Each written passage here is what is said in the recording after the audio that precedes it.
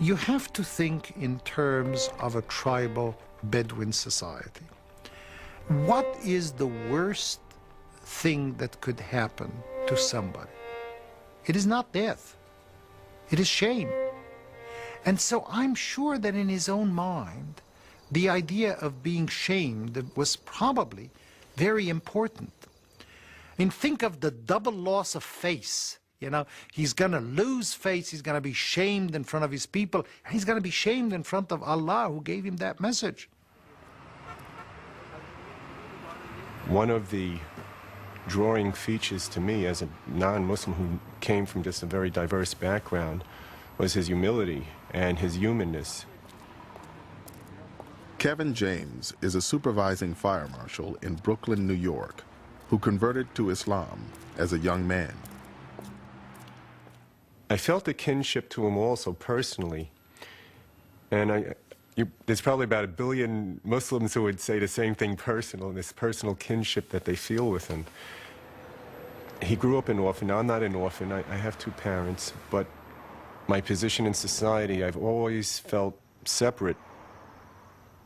America is a racial nation, and either you're black, you're white, you're Italian, you're Jewish, you're this and that. So coming from a mixed background, I felt like kind of in limbo.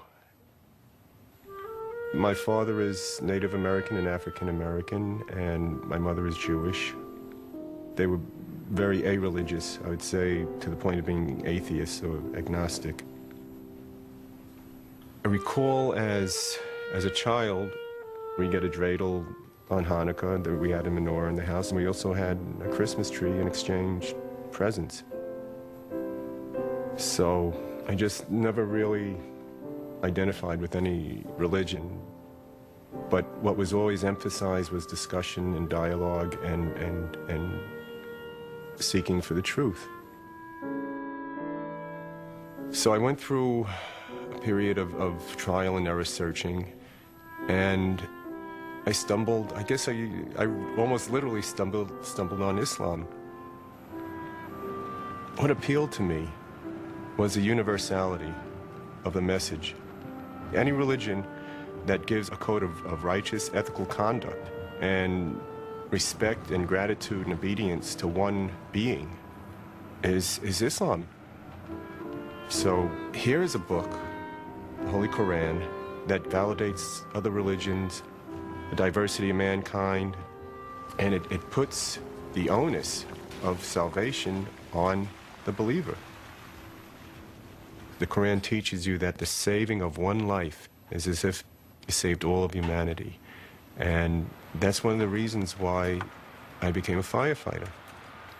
What more noble calling than that, to save a person's life, to save people, to save their property? There was another fire in the back. There's been a couple fires. Okay, yeah, so show me what you have. From being a firefighter, I became a fire marshal. That's an arson investigator. How long has this been vacant? That's another form of prevention, of saving lives. I guess there's no doubt what caused this. A firefighter, he'll risk his life to save you, whether you're black, brown, red, Jew, Muslim, Christian, atheist. He's not asking you what your philosophy is or looking at your color. He's looking to get you out of the building. Y'all is from Brooklyn. That's why many people say that firefighting is a calling, because of that self-sacrifice, the willingness to just put others before yourself. To be a good Muslim, you serve people. And specifically, Prophet Muhammad, he asked the question to people around him, do you love your Creator? Serve your fellow man first. The message Muhammad had received from God revealed that his people would be held accountable in the next life for their behavior in this one.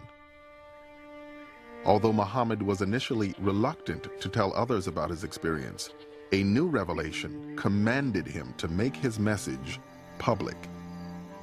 So he calls all of his family members together and he says, what would you say if I told you that there was this army waiting to attack us on the other side of that hill? They said, we would believe you. And he said, what would you say if I told you I'm a messenger from God I think it's absurd. You called us together for this, and he says, will no one support me in this? And the only person is a child, Ali, who's his cousin, gets up and says, I will support you. And they think this is hilarious, that this is who's going to follow this prophet is a child. Think about it. There's a man, a middle-aged man, who doesn't know how to read or write, who has no wealth, who is an orphan. Yes, he is from a very important tribe, but he works for a woman. And he now says, I'm the prophet. God has spoken to me.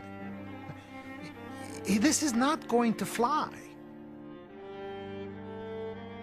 The divine message that Muhammad brought to his fellow Meccans carried with it a sharp warning for their increasingly materialistic society. He was coming to warn the people of Mecca and the surrounding countryside and his own tribe of Quraysh that unless they pulled themselves together and started creating a more just and decent society, restoring the old tribal values of looking after the poor, the orphan, the widow, the oppressed, then there was going to be a terrible catastrophe. The Arabs did not believe in afterlife. They really thought that life ended with death, and there was no resurrection, there was no coming back, there was no reincarnation. So now Muhammad is saying, you know that one God we spoke of? When you're going to die, you don't just disappear, but you're going to be accountable to that God for the good deeds and the bad deeds. He was bringing a moral, ethical, social message to his people, that we're all in the same boat before God and we must treat each other well with compassion and justice and equity. The revelation Muhammad received on the Mountain of Light was only the first of many that he would continue to receive for the rest of his life. The revelation does not come in a lump sum. It doesn't just come down from heaven, here's the book, now go out and teach it to the people. No. It is coming down slowly. It's coming down as events unfold. And it's explaining the events, but it's also coming down in a way that he can absorb it. Because the idea is that this thing is so tremendous, this thing is so immense, that it's not something that we can give you all at once. This is going to take time.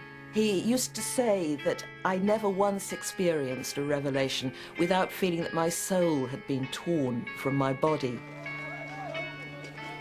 The prophet could be sitting, he could be on horseback, he could be walking, he could be talking, but he was suddenly seized by the divine word. He would feel a great weight descend upon him.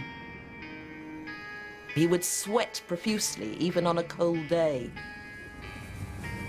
Sometimes, he said, it would be like the reverberations of a bell, and that, he said, is hardest for me. It's not the words that were coming, but he'd have to listen very hard for the meaning of what communication, divine communication, was coming through. After Muhammad received each revelation, he would recite it to the people who were with him, and they would pass it on to the community. When the prophet, who did not know how to read and write, started revealing the words of the Quran, they acquired credibility because of the very nature of the words spoken. People would look at it and say, my goodness, this cannot be the words of a man. He could not have made this up. بسم الله الرحمن الرحيم يا أيها الذين آمنوا اتقوا الله حق تقاته ولا تموتن إلا وأنتم مسلمون واعتصموا بحبل الله جميعا ولا تفرقوا واذكروا نعمة الله عليكم. The Quran is the most extraordinarily beautiful discourse. It doesn't come over in translation, but the Arabic is extraordinary. When the first Muslims heard the Quran, many of them were converted to the Prophet's message, not necessarily because of its content, but because of its